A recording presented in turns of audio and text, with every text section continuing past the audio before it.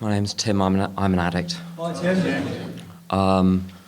Thank you for inviting me here today, Mark. I qualify for DAA. My home group is in a different fellowship. You need to know that now. If you don't like that, you can blame Mark.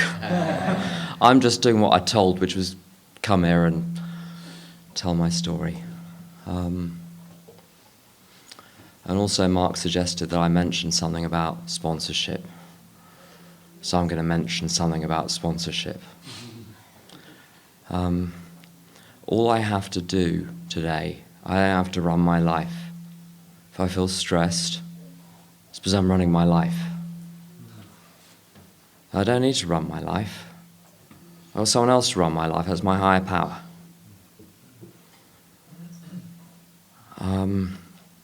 Some kind of universal consciousness which expresses itself through the group conscience, through my own conscience, and all I have to do is act on that delegated authority and get on with what's in front of me.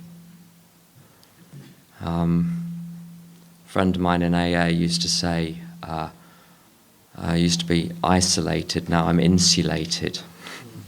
I used to be stressed, now I'm blessed. Just before I was going to speak, I opened my little big book here, and there are some notes that I wrote a few years ago when I was in a meeting where the bloke I've just quoted was yakking on as usual, and I wrote down some of the notes. Maybe the me from 5 or 6 years ago knew that I was going to need those notes today, which is why I wrote them down then. I read those notes and I needed to read them because I'm not fixed. As soon as I think I'm fixed, I'm in trouble. So I put myself in charge again. I think I know. I think I know anything. My clean date is 24th of July 1993. I started using when I was young. My experience of being out there was that I was violent towards myself, sometimes towards others, mostly towards inanimate objects that couldn't argue back.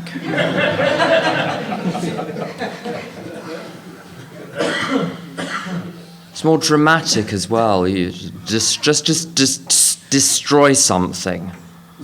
And then people will know, well, he must be really unhappy to be doing that. I'll look up pitifully at them. I first started trying to kick it when I was 18. And I could for a while. But I'd always start again. My addiction is very simple. A friend of mine says that a casual observer would conclude that he doesn't have his best interests at heart.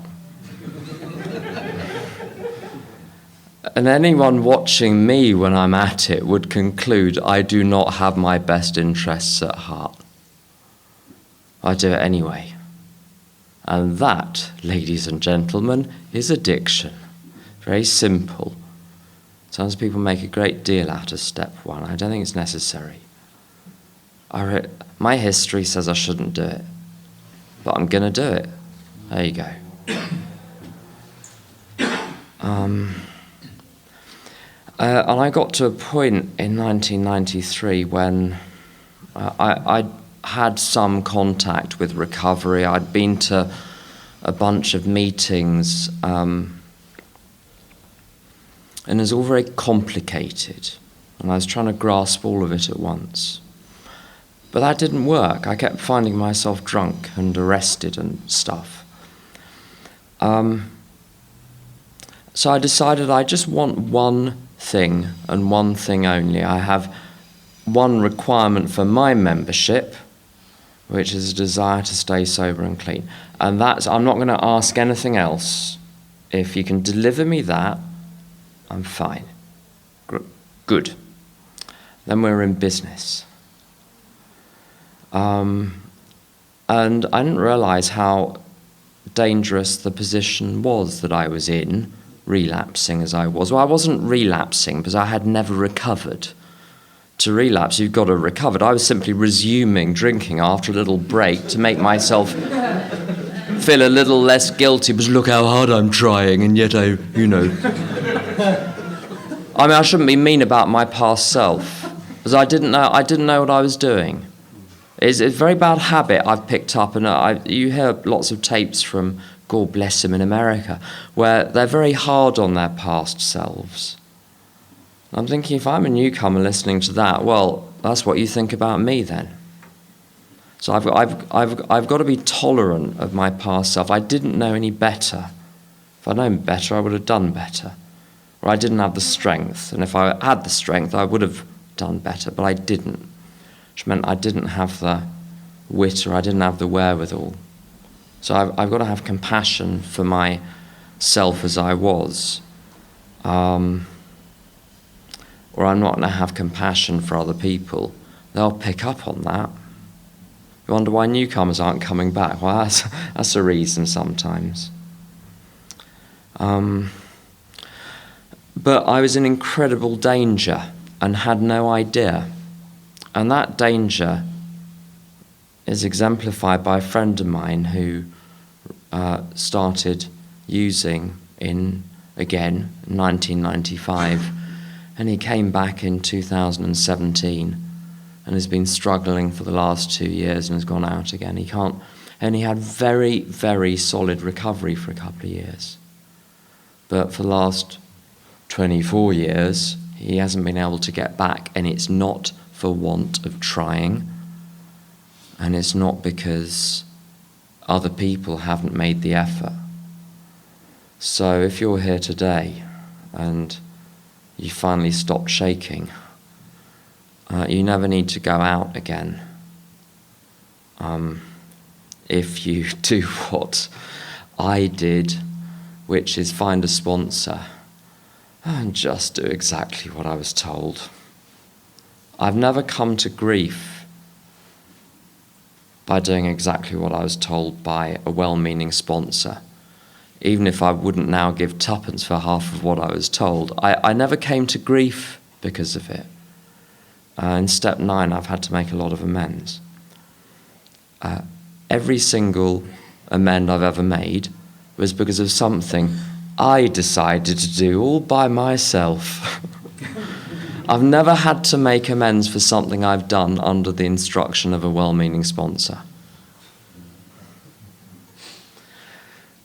So I was sober and clean when I was 21, and life expectancy, maybe if you're lucky you'll live to 70 or 80. I've got to make sure that whatever I'm doing is going to work, not just for a few months until I get my life back, but is going to last forever, last for as long as I'm on this plane. If you are as involved in recovery as I am, and I'm very involved. I've got 2 home groups, national delegate in the fellowship I'm in. I'm on a national subcommittee for Armed Services Liaison. I'm on a region committee, and sponsor a shed load of people. I talk to a lot of people in recovery every day. When you're very involved, you see a lot happening and you hear a lot of stories. And there is no guarantee that I'm going to stay sober and clean forever simply because I've been blessed with sobriety and clean time for this length of time. There's no guarantee. So I've got to take as my model, okay, who's managed to stay sober and clean for 30 years, for 40 years, for 50 years, for 60 years? Let's copy what they're doing. It's obviously worked for them.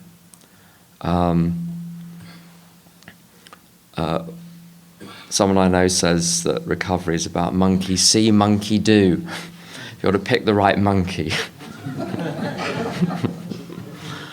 So my sponsor's been sober for 6 weeks more than me. So I trust him. His sponsor is sober 40 odd years. His sponsor is sober less time, 35 years. His sponsor is sober around 57, 58 years.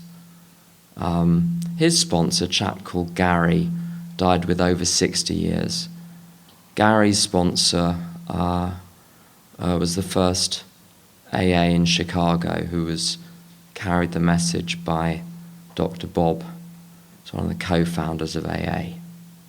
So that's good enough for me. Good enough even for me. I want to make sure I'm in good hands, and I want to make sure I'm connected.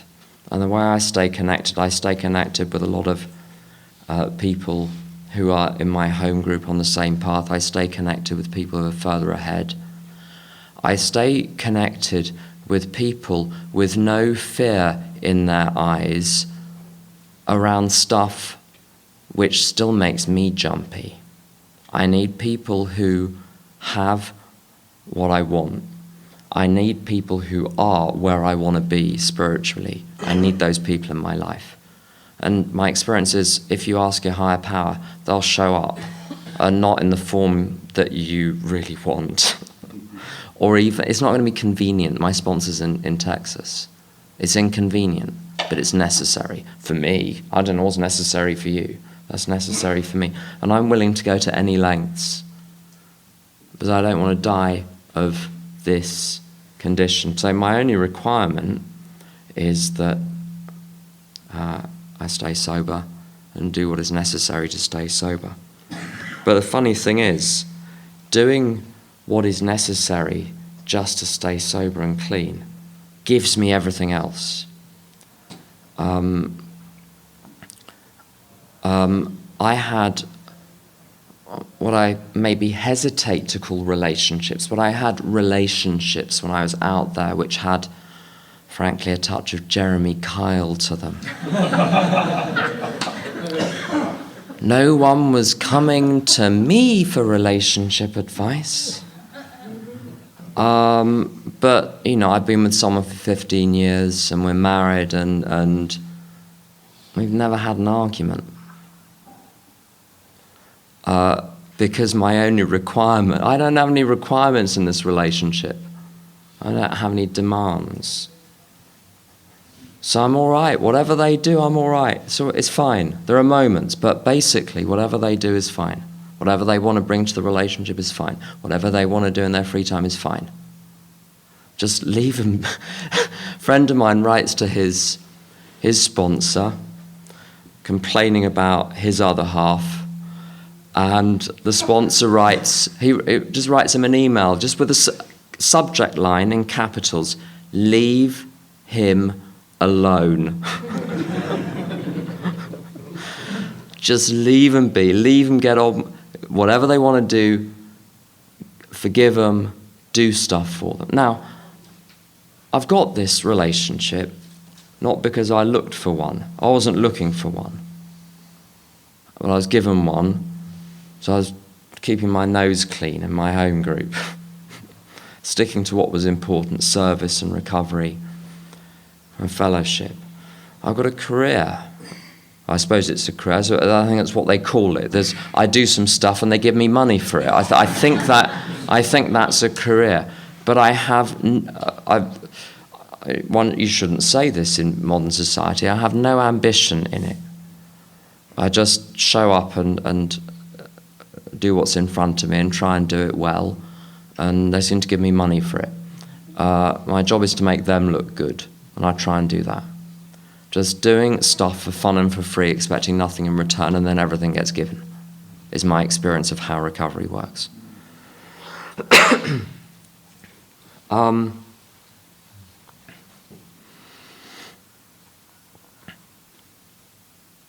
I've got the ability, and this hasn't been quick, but I've got the ability to turn the phone off, turn the TV off, turn the radio off, turn the internet off, sit on a cushion and be at complete peace.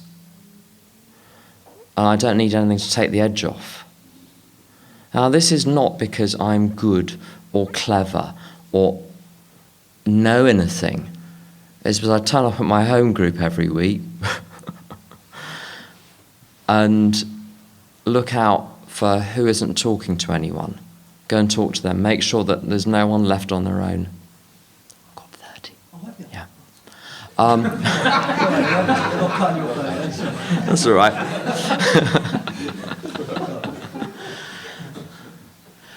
I look up, people say, my sponsor says to me, you look after God's business and God will look after your business. I think God's business at my home group is to make sure that no one is left out in the cold. And I don't know what your using was like, but I didn't have much of a social life when I came in here. First night I went to a meeting, I went through my phone book to find someone to tell that I'd been to a meeting, but there was no one who I could legitimately call without getting an earful, except this girl I knew from college I hadn't seen for like 3 years, who I barely knew. So I called her and told her I'd been to a meeting. Because there was no one else. So thank God, and my home groups are on a Friday and a Saturday. Thank God we go out for dinner afterwards at places which don't mind if you don't eat, or even bring your little packed lunch, or just have a glass of water. Because not everyone can afford to eat out. Fine, sometimes we buy people dinner occasionally if they look hungry enough. But they got to look hungry. As I want to make sure that people have somewhere to be. And if I'm in town, I go whether I want to or not. A very long time ago, so I was sponsored by a chap called Doug when I was very new, who was around 10 years sober at the time. But there were some other old-timers who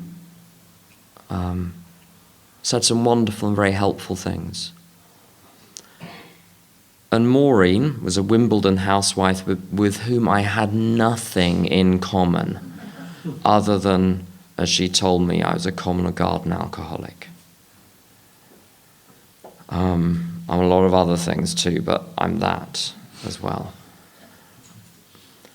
And she said, you need to go to 2 or 3 meetings a week. And she wasn't my sponsor, but I treated her as having the authority of a sponsor. And it's not just my sponsor that has that authority. A few people have got that authority because they're not emotionally involved in my situation, so their perspective on my situation is much more likely to be accurate than mine. And she told me to go to 2 or 3 meetings a week, never less than 2. And she has never, I'm still in contact with her, she's never phoned me up to tell me that the instruction has been withdrawn. So I still go to 2 or 3 meetings a week. If she ever tells me that that was wrong, I'll tell you, I'll make sure you all get to hear of it. So I'm still following an instruction the Wimbledon housewife gave me in 1993, and nothing bad has ever happened to me because I've followed that instruction.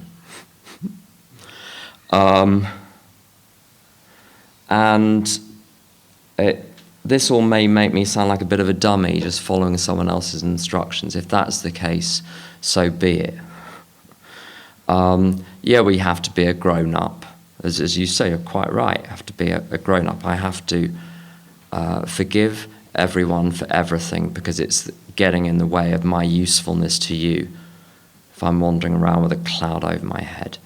I've had to make amends to everyone through whose lives I rage like a tornado, or actually in most cases a nuisance, but nonetheless.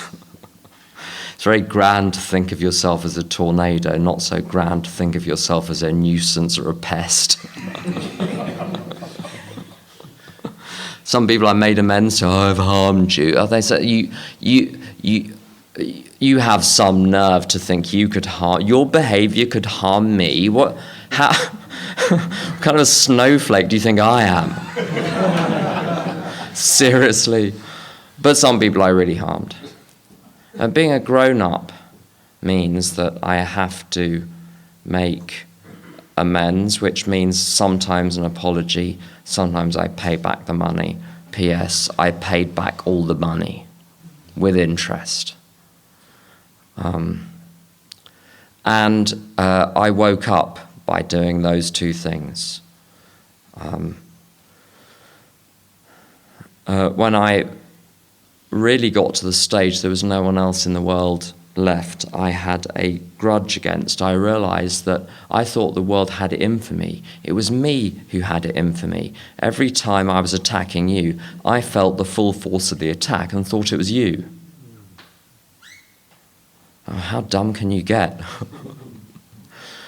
But completing the amends, I thought, oh, what they were saying is right. There was never anything wrong with me in the first place.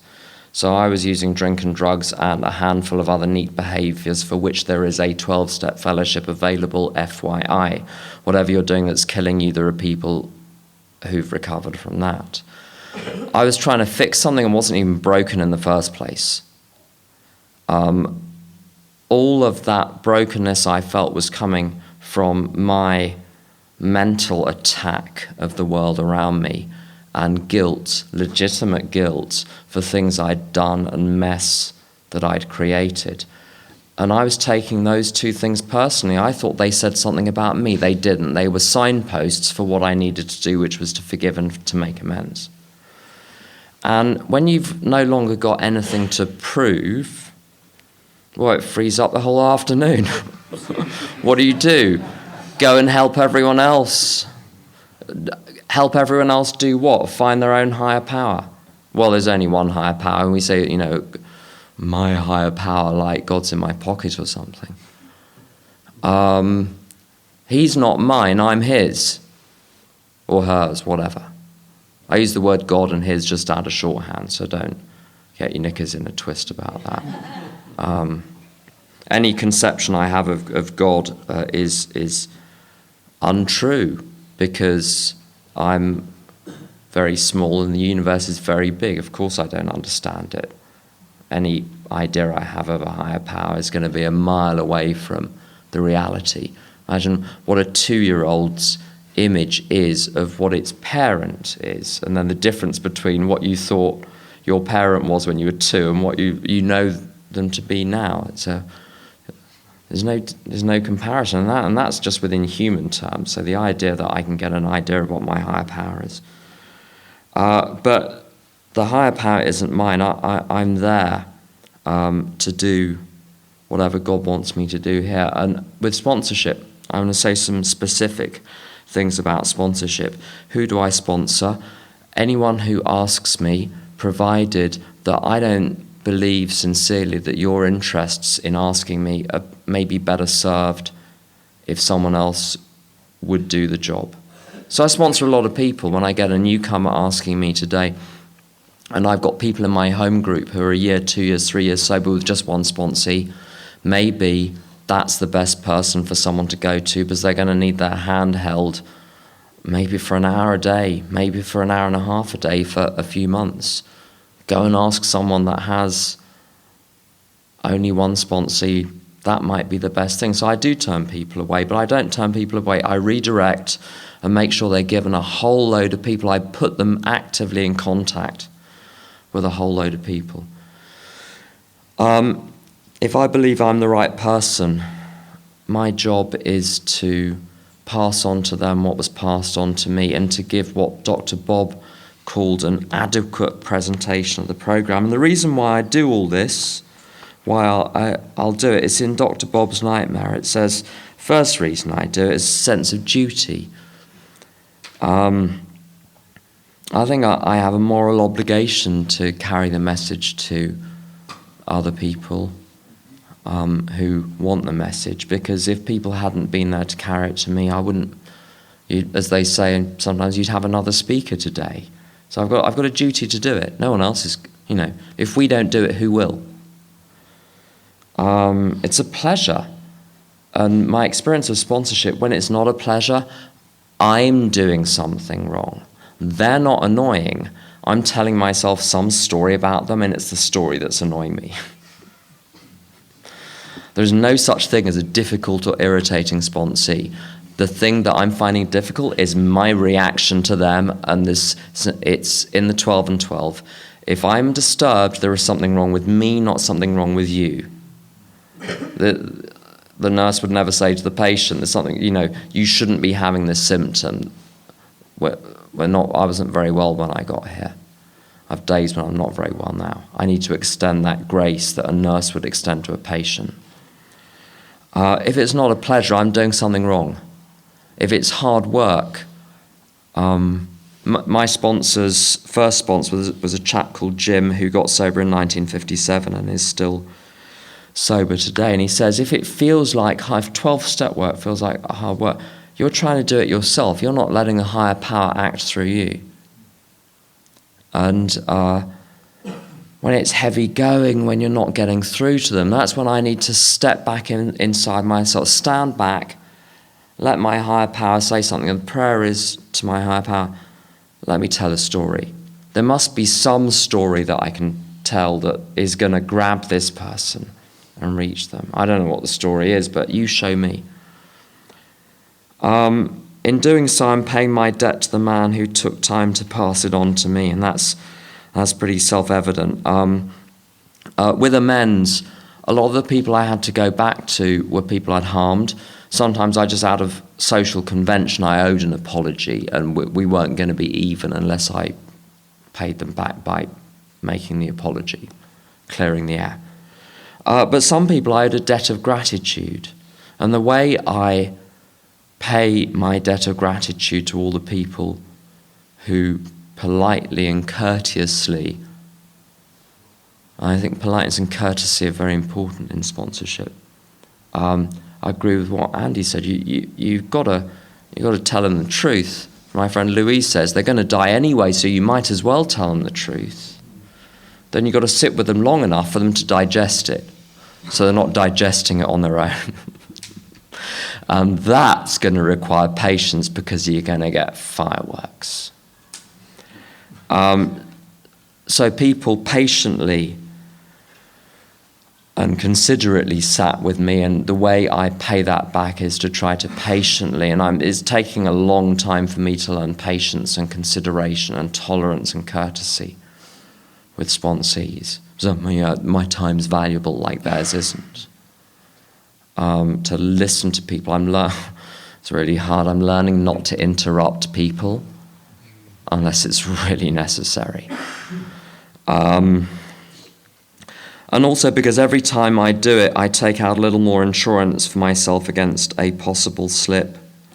A friend of mine, he's not a sponsor, but again, he's one of these people I give spiritual license to, says, if I'm more useful to people sober than drunk, I believe my higher power will keep me sober and clean. So I've got to keep myself useful. I've got to keep myself out there. And that's my insurance. And whatever positive feeling I got out of being out there, drinking, using, doing a bunch of outside issues, is nothing compared to the feeling I get when you see someone go, and something finally lights up, and they understand that they're an addict, or they understand that it wasn't them, it was me. Just those little light bulb moments, just being there for those. Being at a meeting where you see a sponsee of yours and their sponsee, and the grand sponsee sharing about the gratitude that the person you helped has helped them. When I'm at my home group on a Saturday night, I'm sitting in a restaurant afterwards, and there are 40, 45 people there, and thinking, I can dissolve myself into this, and I don't need to be a character. I can be anonymous here, and that's the important thing. You don't want to become anyone in recovery. To just dissolve myself into the whole, and that's the solution for me, and it works. Thanks for listening.